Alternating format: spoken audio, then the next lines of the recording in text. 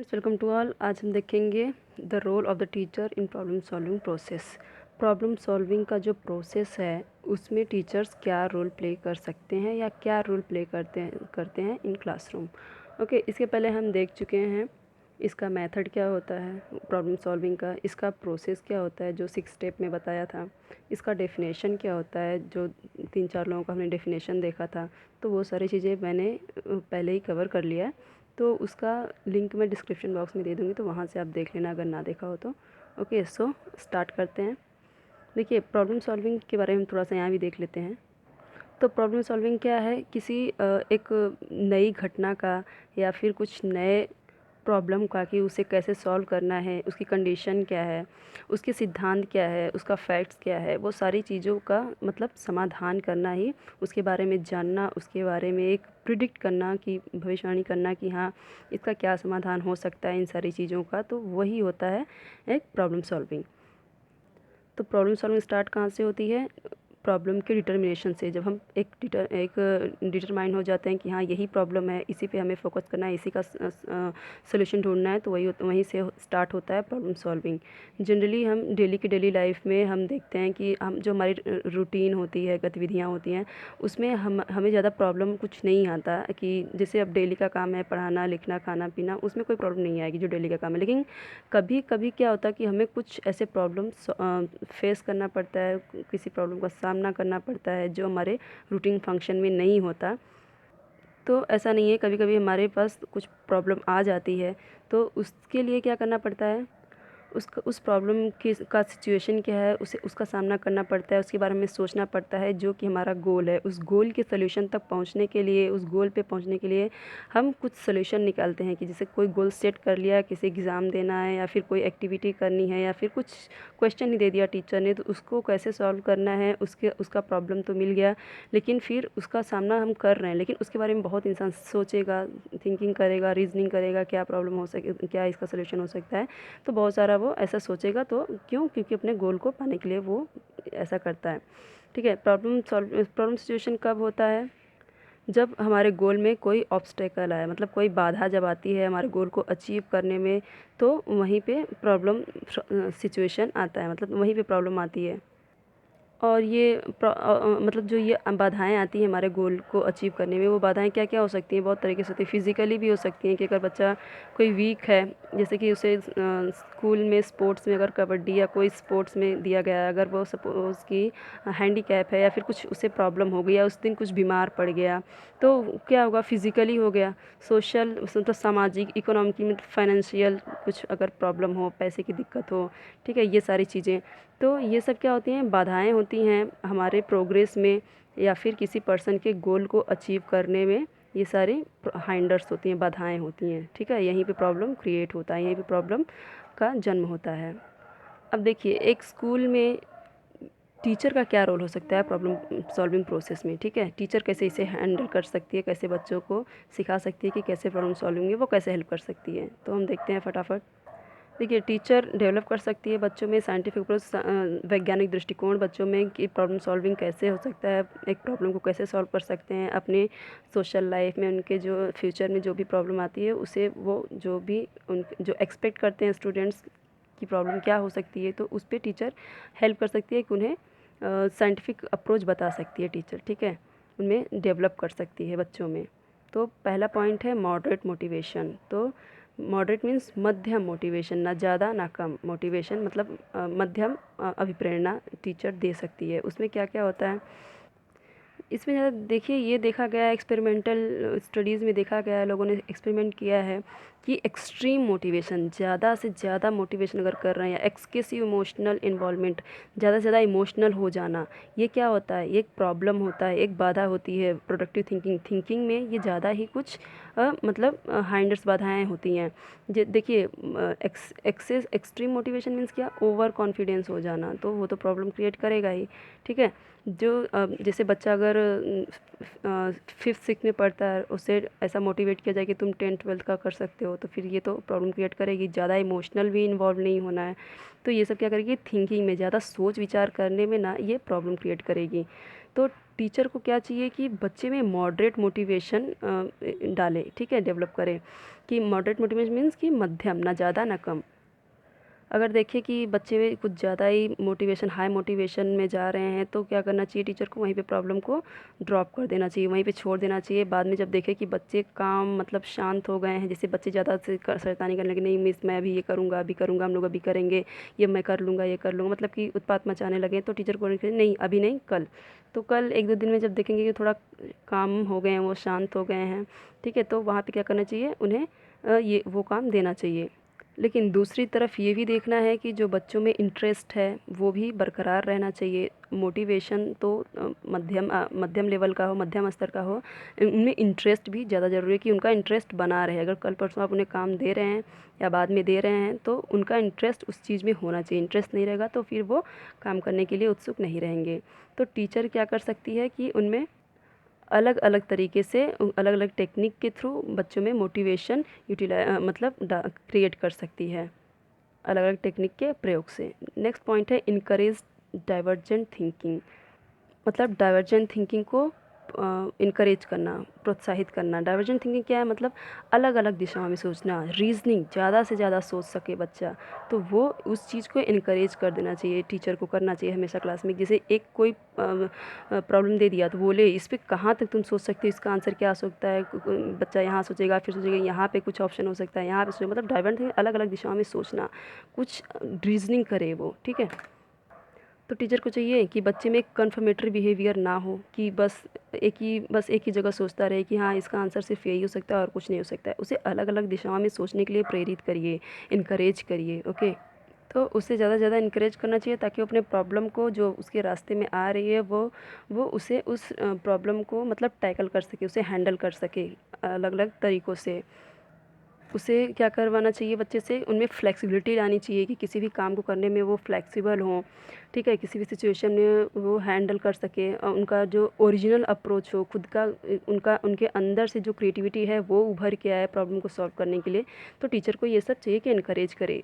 तो reasoning should be developed through guided discussion in the class. Class में ज़्यादा से ज़्यादा डिस्कशन करिए, टीचर को चाहिए कि ज़्यादा से ज़्यादा किसी एक पॉइंट पे डिस्कशन करे।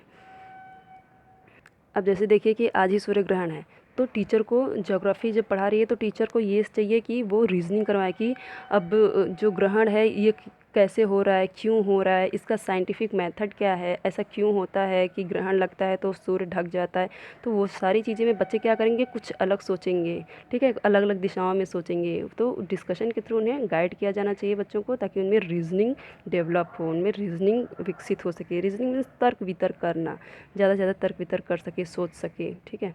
नेक्स्ट पॉइंट है प्रॉब्लम शुड बी कॉम्प्रहेंसिव। जो प्रॉब्लम है, जो समस्या है वो कॉम्प्रहेंसिव होनी चाहिए, विस्तार में होनी चाहिए। विस्तार में टीचर को चाहिए कि वो बताए, ठीक है। टीचर को चाहिए कि जब वो क्लास में प्रेजेंट कर रही है कोई प्रॉब्लम बता रही है, तो वो उसे पूरा विस्तार में बताए कि प्रॉब्लम क्या है, आपको कैसे टैकल करना है, कैसे सॉल्व करना है। तो इससे क्या होगा, जो बच्चे हैं ना, उनकी जो सोचने समझने की शक्ति होगी ना, जो परसेप्शन होगा ना, तो वो पूरे सिचुएशन को देखते हुए उसे उसका सॉल्यूशन ढूंढने की कोशिश करेंगे, ठीक है।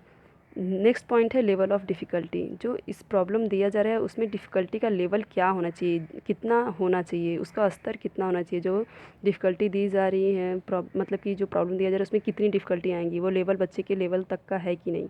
तो वो भी टीचर को ये ध्यान में रखना चाहिए कि अगर बच्चा 5th क्लास का है तो उसे दे दिया 10th लेवल तक का, इतना डिफ़िकल्ट दे दिया कि बच्चा सॉल्व ही ना कर पाए, तो इतना नहीं होना चाहिए। तो टीचर को क्या करना चाहिए कि जो प्रॉब्लम हो वो तो ना तो बहुत ज़्यादा डिफ़िकल्ट हो क्लास में, ना ही बहुत कम हो। तो उसे ये दिमाग में रखना चाहिए कि बच्चे का मैच्योरेशन लेवल कितना है, उसकी जो परिपक्वता का स्तर है वो कितना है, ठीक है। उसके विकास का स्तर कितना है, बच्चे का विकास का स्तर मतलब कि वही वो फिज़िकली मेंटली उसका डेवलप कितना हुआ है, उसका एज कितना है, उस हिसाब से उसे प्रॉब्लम दिया जाना चाहिए। उसमें उतनी ही डिफ़िकल्टी हो जितना बच्चा हैंडल कर सके, उसका एवरेज जितना हो। तो बच्चों में और स्टूडेंट्स में क्या करना चाहिए कि मतलब कि मोटिवेशन क्रिएट करना चाहिए। उतना ही मोटिवेशन क्रिएट करना चाहिए जितना कि बच्चे का मैच्योरेशन और डेवलपमेंट टास्क मतलब काम करने का जो उसकी क्षमता है वो जितनी हो, उसी के हिसाब से बच्चे को उतना ही मोटिवेशन दिया जाना चाहिए। तो यहाँ वहीं पे दिया हुआ है कि ना तो ज़्यादा टफ़ होना चाहिए, बहुत ज़्यादा जो प्रॉब्लम दिया जा रहा है वो ना बहुत टफ़ होना चाहिए और ना ही बहुत ईज़ी होना चाहिए। और ये क्या होना चाहिए, मॉडरेट, जैसे हमने पहले पढ़ा मॉडरेट लेवल का डिफ़िकल्टी भी, जो डिफ़िकल्टी दी जा रही है वो भी उसे मॉडरेट लेवल का ही हो, मध्यम स्तर का ही हो। क्या, टेंशन, जो बच्चे में टेंशन क्रिएट होना ज़रूरी है, ऐसा नहीं कि वो आराम से दिन भर हंसता खेलता खाता पीता बस इतना ही रहे। थोड़ा उसमें कुछ करने की, जब उसे कुछ काम दिया जाए थोड़ा टेंशन तो होना चाहिए, तो उतना ही एक मध्यम स्तर का, ये नहीं कि बहुत ज़्यादा टेंशन आके वो डिप्रेस्ड हो जाए, ऐसा नहीं है। ओके, सो नेक्स्ट पॉइंट है एक्टिव मैनिपुलेशन, मतलब सक्रिय हेरफेर। किसी काम में सक्रिय कितना कितना हेरफेर होना चाहिए वो भी टीचर को माइंड में रखना ज़रूरी है। तो देखिए, टीचर को चाहिए कि जो जब वो प्रॉब्लम दे रही है वो एक प्लान्ड वे में हो, एक योजनाबद्ध तरीके से हो, ठीक है, ताकि बच्चे भी उसे योजनाबद्ध तरीके से कर सकें। वो उसी में क्या है कैसे है ऐसे करके वो उसी में घुसे रहेंगे तो उसका सॉल्व कब करेंगे, ठीक है। और इसमें टीचर को भी एक एक्टिव रोल इन्वॉल्व रहना चाहिए क्लास में, जो भी प्रॉब्लम सॉल्व बच्चे कर रहे हो तो टीचर को भी प्रॉपर देखते रहना है कि बच्चे कैसे कर रहे हैं, क्या दिमाग लगा रहे हैं, क्या टेक्निक यूज़ कर रहे हैं, कितना सोच रहे हैं, कौन कितना कर रहा है, वो सारी चीज़ें टीचर को एकदम एक्टिवली देखते रहना चाहिए और उसे ऑब्ज़र्व करते रहना चाहिए। और टीचर को क्या करना चाहिए कि जब बच्चे को कोई प्रॉब्लम सॉल्व करने के लिए बता रहे हैं, सिखा रहे हैं, तो फिर वो कैसे होना चाहिए, थ्रू उसमें डायग्राम का यूज़ करना चाहिए। सपोज़ कि वो बता रहे हैं इकोनॉमिक्स के बारे में पढ़ा रहे हैं या फिर आपको ज्योग्राफी के बारे में पढ़ा रहे हैं, तो उसके प्रॉपर फिगर और डायग्राम से बताएं उसे।